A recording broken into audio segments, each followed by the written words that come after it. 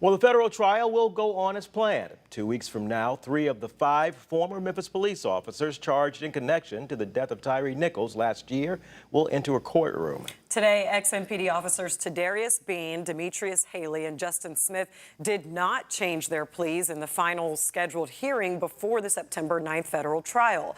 The 3 face several federal charges, including deprivation of rights and failure to intervene, and several state charges as well, including second-degree murder.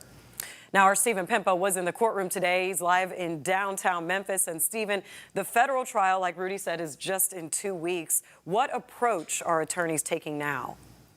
Rudy, Pepper, most of today's pretrial conference revolved around those 2 ex-MPD officers, Emmett Martin and Desmond Mills, who have pleaded not guilty in this case, and their testimonies that they are expected to give. Now, defense attorneys argue that they should be able to ask Mills and Martin about the fact that they are pleading guilty to try and avoid life in prison so that the jury can understand their bias when it comes to those testimonies. However, the judge told all of us he worries this could taint their entire jury.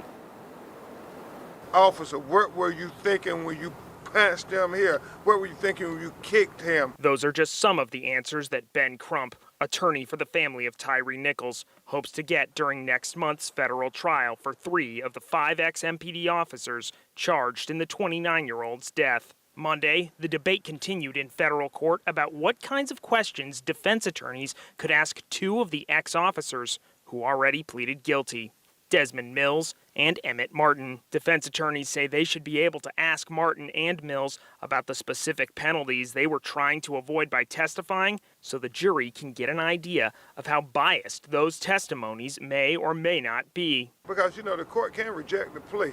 Records show both Mills and Martin faced a maximum sentence of life in prison if they didn't agree to a plea deal and were convicted by a jury. The prosecution argues it is improper to tell a jury those ex-officers faced life in prison because that will taint their views on the defendants, and that the life in prison portion is all they'd be thinking about. Crump is hopeful Nichols' family gets justice once both sides make their cases in next month's federal trial. The jury, I think, is going to return a guilty verdict very fast. And the judge is a human being too, and he's going to apply the law.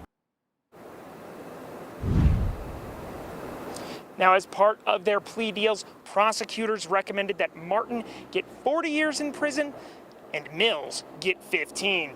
Now, those numbers could go up and down at their respective sentencings in the next few months. Live in downtown Memphis, I'm Stephen Pimpo.